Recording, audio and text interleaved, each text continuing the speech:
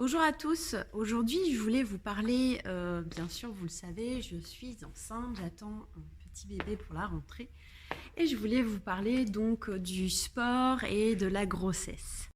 Et notamment avec tout ce que l'on peut voir sur les réseaux sociaux, on peut se poser et notamment avec tout ce que l'on peut voir sur les réseaux sociaux, on peut se poser pas mal de questions entre les blogueuses qui prennent à peine 5 kilos pendant leur grossesse, qui ont juste le petit ballon de foot dans le ventre, et puis les personnes voilà, qui se posent les questions, je suis enceinte, est-ce que je peux continuer à courir, est-ce que je peux faire du 8, parce que je suis très sportive.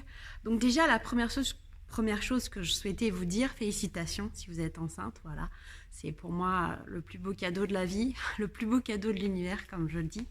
Donc voilà, félicitations à vous. Et prenez aussi ce moment comme une parenthèse aussi dans votre vie pour prendre soin de vous.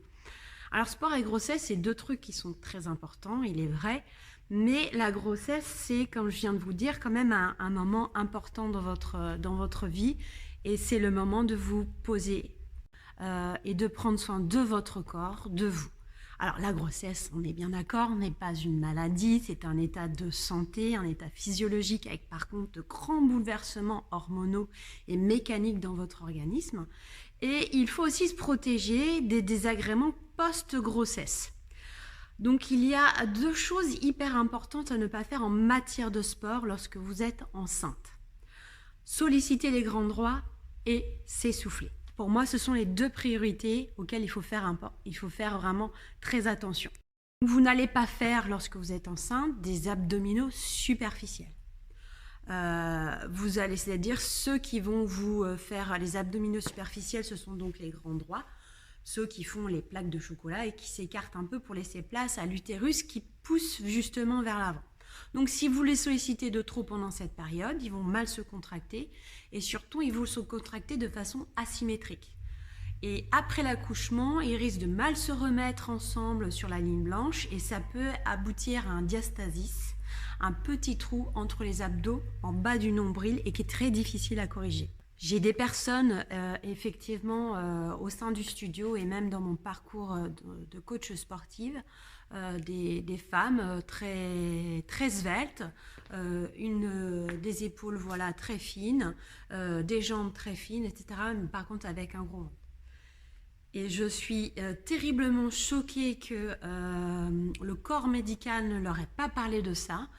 Et la plupart du temps, ces personnes qui justement avaient ce gros ventre, quand je leur dis mais est-ce que ton kiné ou lors de la rééducation du périnée, on t'a parlé du diastasis, elles me regardent avec des gros yeux. Effectivement, le terme est un petit peu choquant. Et voilà, c'est ce phénomène-là. En fait, c'est une rupture de la ligne blanche qui fait que ça s'est écarté et après, donc, le ventre devient complètement distendu.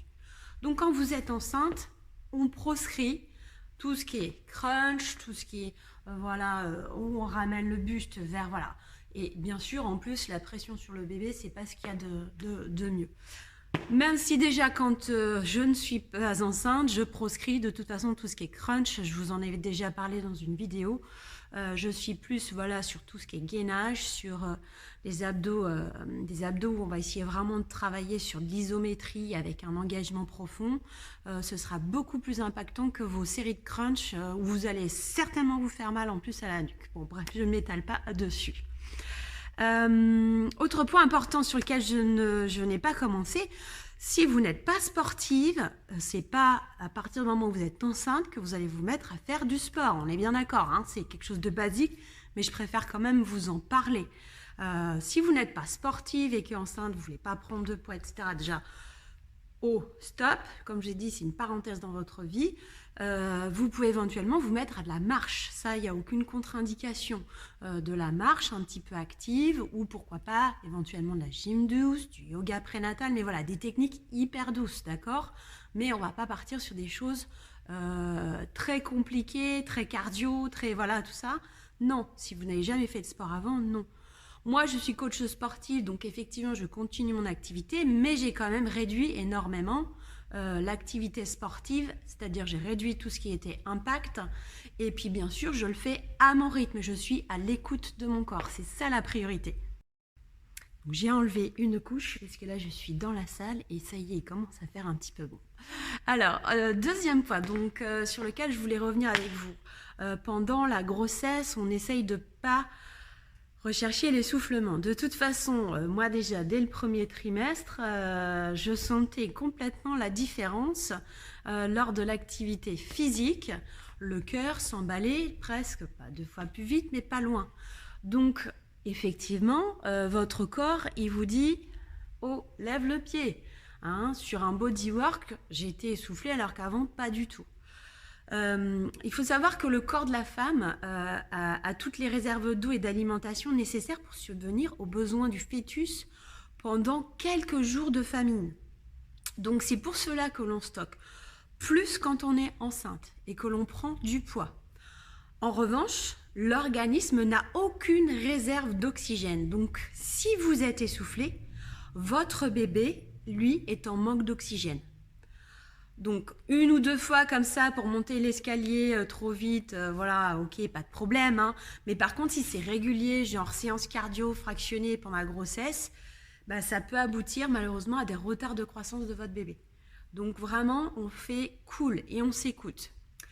On peut faire du cardio, mais du cardio, j'appelle pas ça du cardio, c'est vraiment raisonnablement. C'est-à-dire, comme je viens de vous dire, on va marcher, mais on va avoir une activité, on va sentir que le rythme cardiaque s'accélère, mais que je ne suis pas essoufflée.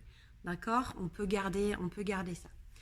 Sur la prise de poids pendant votre grossesse, 0 stress. Chacun va réagir d'une grossesse à l'autre, d'une personne à l'autre, à des changements hormonaux différents, à des prises de poids différentes. Il y en a qui vont prendre beaucoup de poids, d'autres moins. Bien sûr, c'est à surveiller avec votre médecin. Il y en a qui vont faire de la rétention d'eau. Il y en a, voilà. Donc, c'est à surveiller, à ne pas prendre bien sûr à la légère. Ne pas se dire que vous mangez pour 2, mais écoutez vraiment vos sensations corporelles. Est-ce que c'est vraiment de la faim? Est-ce que ce sont des envies? Est-ce que ce sont, est-ce que vous mangez par émotion? Est-ce que vous sentez que c'est les hormones qui vous perturbent un petit peu tout ça? Voilà. Sachez qu'on a vraiment des phases pendant la grossesse. Moi, le premier trimestre, c'est plutôt bien passé, mais j'étais souvent nauséeuse et pourtant j'avais envie de manger. Enfin, vous voyez le paradoxe. Deuxième trimestre, là, je suis arrivée à la fin de mon deuxième trimestre. Voilà, je sens que c'est différent. J'arrive à plus, donc je fractionne beaucoup plus mes repas. Voilà, j'essaye d'adapter, mais la meilleure personne qui pourra vous indiquer comment gérer votre prise de poids normale pendant que vous êtes enceinte, c'est vous-même, c'est votre corps. Lui, voilà, c'est votre meilleur ami. D'accord ? Je voulais revenir également sur les réseaux sociaux qui sont quand même, on va se le dire, une certaine calamité pour tout ce qui est critères de beauté, critères d'esthétique et encore plus dans le milieu du fitness. Donc c'est vrai que sur Instagram, je sais pas, je connais pas comment tout ça fonctionne, mais on va me balancer en ce moment des femmes enceintes, fitness, machin, etc. C'est les fameux c'est pas les cookies, mais quelque chose comme ça. Et voilà, c'est pas normal de prendre que 5 kilos par grossesse, d'avoir juste un petit mini ballon de rugby dans le ventre. Je suis désolée, mais la prise de poids normale d'une grossesse est entre 9 et 12 kilos et je dirais que c'est la moyenne très basse. Mais si vous en prenez un peu plus, voilà, c'est pas mal et vous n'êtes pas du tout en échec, quoi. Moi, là où ce serait mal, c'est que vous soyez totalement en rupture avec votre corps et avec les sensations de votre corps. Et comme je vous l'ai dit tout à l'heure, aucune grossesse n'est la même pour telle ou telle personne et d'une grossesse à une autre, c'est pas la même, d'accord ? Voilà, soyez, comme je viens de vous le dire, à l'écoute de votre corps, prenez soin de vous, prenez des temps pour vous, essayez d'être non pas dans un objectif de poids, mais dans un objectif d'être bien et de vivre pleinement cette belle grossesse que vous êtes en train de vivre. Mon rôle à moi, c'est de vous préciser tout ça, voilà, de vous dire que c'est normal de grossir, de prendre du poids, de prendre un peu de gras, voilà, et je suis sûre que votre compagnon n'en sera que enjoué. Courir pendant la grossesse. Non mais alors là, voilà le délire.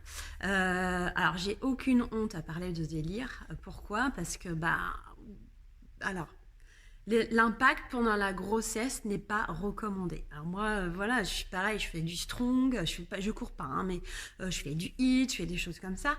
Donc pour éviter vraiment que vous ayez des soucis après, bien sûr, l'impact, ça va solliciter les grands droits, qu'on le veuille ou non. Et puis surtout, ça va solliciter votre utérus et puis bien sûr, des micro-pressions permanentes sur votre plancher pelvien. Ce fameux périnée qui est situé en dessous de vos organes, et il est soumis à une énorme charge dès qu'il y a de l'impact. Donc c'est pas forcément bon. Déjà vous allez avoir le poids du bébé qui va peser, et par-dessus vous allez rajouter des micro-impacts. Donc je vous explique pas la petite rééducation du périnée qu'il va y avoir derrière, elle sera quand même un peu plus compliquée qu'à la normale.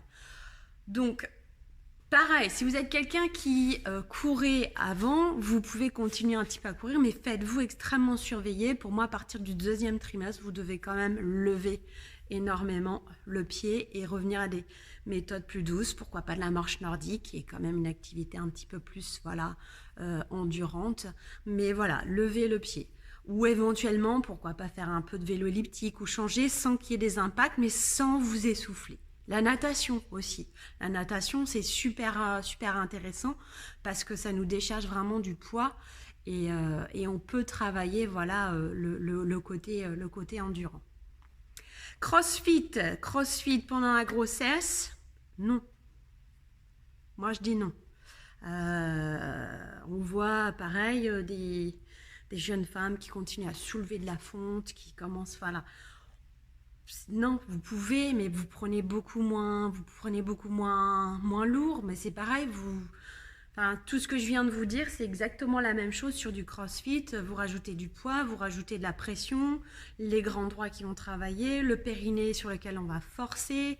Non, on met un petit arrêt, un petit temps mort, et puis vous reprendrez progressivement juste après la grossesse. Alors, qu'est-ce que vous pouvez faire? C'est simple. Pour moi, vous pouvez faire du pilates, du yoga, du renforcement musculaire doux, profond.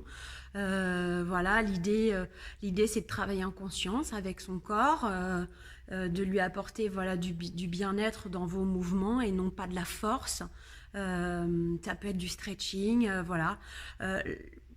Le but, c'est de continuer à entretenir votre corps pour que vous vous sentiez bien, tout en le respectant avec votre nouvelle physiologie, avec votre nouveau corps, justement, de femme enceinte. Tout ce que vous allez continuer à mettre en place pendant que vous êtes enceinte, ce sera que du bénéfice pour après. Une fois que vous allez avoir accouché, vous allez pouvoir vous sentir déjà ferme, déjà un peu tonique et déjà peut-être mieux gérer l'après-grossesse. L'après-grossesse, c'est souvent là où c'est un peu difficile parce qu'on a une grosse chute, une grosse baisse d'hormones, donc souvent un gros coup de fatigue. Et le fait que justement physiquement vous soyez déjà un peu tonique, ça va vous aider à retrouver cette forme-là sur laquelle vous avez besoin de retrouver pour avancer dans votre vie de jeune maman. Donc voilà, moi je vous conseille des activités douces, endurantes, si vous voulez, comme je vous ai dit. Vous allez pouvoir travailler un petit peu de yoga prénatal ou de yoga, mais sans trop forcer non plus, parce que vous avez l'hormone, la relaxine, qui va détendre les ligaments utérins, mais qui est aussi sur tous les autres ligaments. Donc on va aller chercher du stretching, mais pas trop non plus en profondeur. Ne faites pas trop cette bêtise-là. Ensuite, l'activité de renforcement musculaire doux, bodywork, body sculpt, cuisses abdos-fessiers, etc. Voilà, écoutez, j'espère avoir essayé de répondre un peu à toutes vos questions. Si vous avez d'autres questions, n'hésitez pas en commentaire à me les poser et j'essaierai d'y répondre au plus vite. Je vous souhaite une très très belle journée. Au revoir.